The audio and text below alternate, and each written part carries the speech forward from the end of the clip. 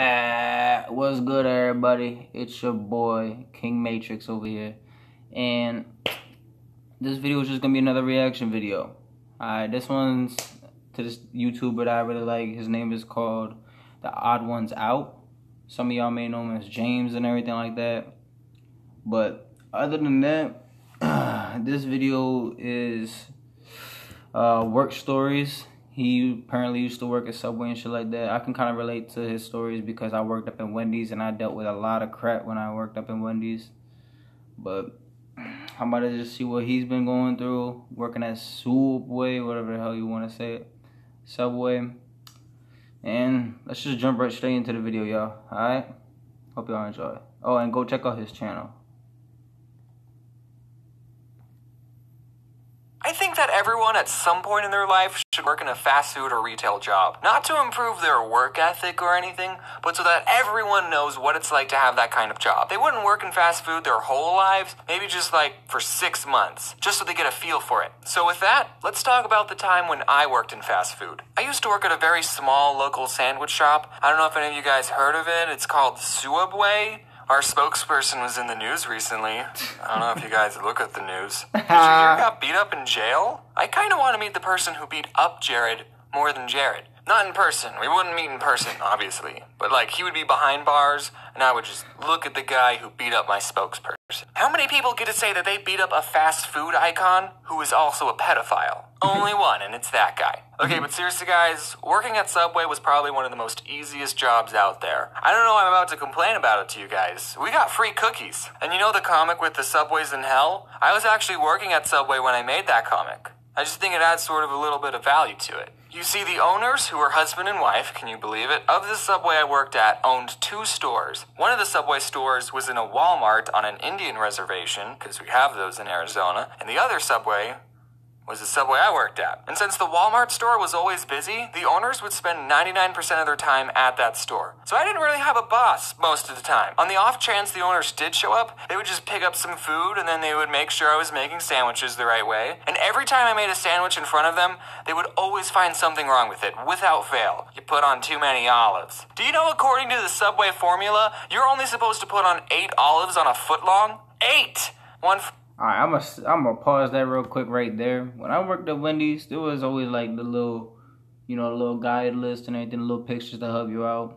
I never follow by those. If it says tomatoes, I just grab a pinch, throw them on. I don't give a fuck if you don't like them or not. You know what I mean? If people want to like mayo and shit, I'll put as much as I feel like putting on, you know what I mean? And like, I just honestly, I never got shit for it. You know what I mean? I never got yelled at for that shit, but some people do take that to the heart when they be like, oh, you put too many tomatoes, you put too much lettuce, oh my god, you can barely close a sandwich. I'm like, I can close it perfectly fine. I don't know, man. It just annoys the crap out of me. For every other bite. That's just ridiculous. Can you imagine someone just counting out 8 olives? Nobody does that. I usually worked the closing shift, and at the end of the night, we would turn the alarm and we had 60 seconds to get out of the store. But one time I had the opening shift, so I unlocked the door to get in with my key, and the alarm went beep, beep, meaning I had 60 seconds to turn it off. No big deal, right? I've turned the alarm on all the time when I was closing. So I go to the little control panel, and I type in the code, and nothing happens. Beeping is still there and the clock is still ticking down. So I go, okay, I'm going to press each button very carefully. I'm going to make sure each button makes a beep when I press it. Beep, beep, beep. Nothing still happens. So I go, okay, I'm going to make sure to press each button very carefully. And I start thinking, did they change the passcode without telling me? Well, this is the only passcode I know, so we're just going to try it again. And I press each button very carefully. Beep, beep, beep, and it goes quiet.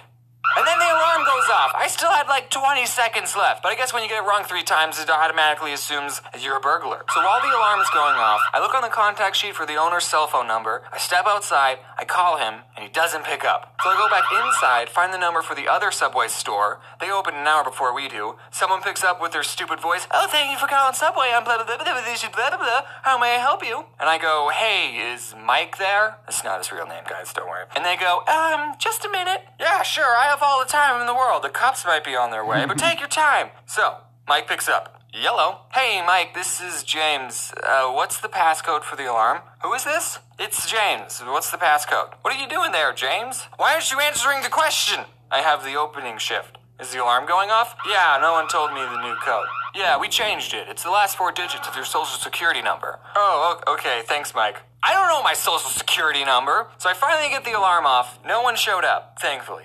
Which I actually don't know if that's a good thing or not, now that I say it out loud. We did have a store manager who would make the schedule and sometimes tell us, hey, can you guys do a better job at your job? But other than that, she was cool. She watches my videos, and so do her little brothers. They're big fans. Shout out to Ivan and Andy. Those are the brothers. So get this. At Subway, you only work with one other person. Just you and them in an empty Subway for 5 hours. I mean, we weren't empty all the time. Okay? And when you're not making sandwiches, you have other stuff to do, like stocking the chips, or we had stuff to do. But okay, we did watch a lot of Netflix and do homework, so I mean, that other person you worked with would make or break your entire shift. It wasn't the annoying customers. I kind of got used to annoying customers. So I worked with a lot of crappy people. And I also worked with a lot of people who I would probably never become friends with, except in a work setting. You see, you gotta understand the type of people who got jobs at Subway.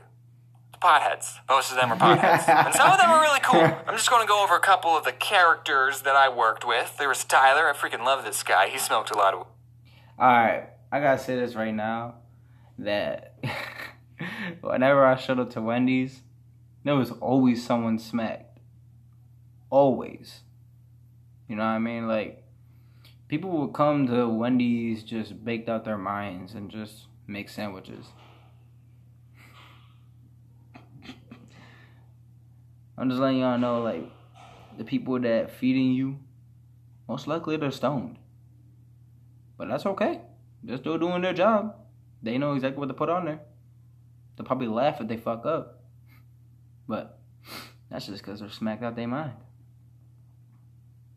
He actually taught me what vaping was, and he got me into Clash of Clans. I actually mentioned him and his girlfriend in my riddles video. I don't know if I ever told him that. And of course I have to mention Corey. He was cool. We watched How to Get Away with Murder on Netflix, and I've also hung out with him outside of work. What him and Tyler had in common is that they would actually do their job, which you gotta appreciate. Then there was this guy, and get this, who was also named Jared, and he was fat. I know, right? He's like Jared before. He loved marble, and that's the only thing he would talk about. I can say these things. He doesn't watch my videos. There was Sarah. She was cool. She made me a bread bowl. And her boyfriend, Jay. He talked about chakras and third eyes. He was interesting. And also, there's Anthony. He's cool. What's up, Anthony? For the 100,000 sprinkles video, I actually went back to Subway to use their scale because I knew they had one. And we counted 500 sprinkles again just to be more accurate for the 100,000. And Anthony helped me count instead of working. I mean, at least he got paid minimum wage for it. So 2 more stories before I go.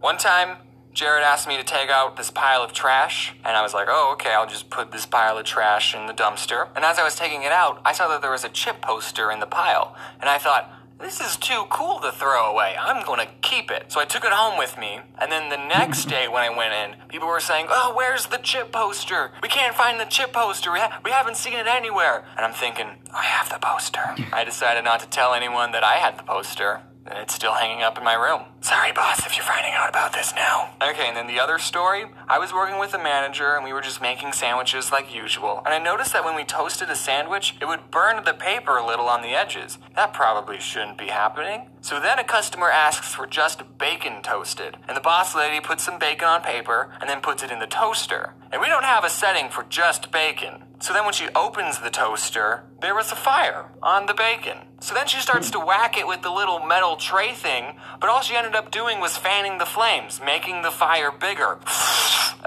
You got this, right? Then I went in the back and I got the fire extinguisher and I actually used it. I single-handedly saved that Subway. Wait, what have I done? Is it okay if the bacon's a little crispy? And has nitrogen and carbon dioxide stuff on it? Wow, I didn't even mention a single bad customer experience. Well, I don't want the video to be too long. I should make a part. Same here. But, yeah, go check out his channel. Subscribe to him. You know what I mean? And another thing is, too, when y'all watching my videos, please click the bell icon and start liking the videos. You know what I mean? I be scrolling around. I be seeing one like. I'm like, come on, guys. There's a lot of y'all. can y'all just, you know, show some love, you know what I mean? And spread the word about the channel. I want this channel to grow as much as it can. You know what I mean? But thank y'all for watching. I'll catch y'all in the next video.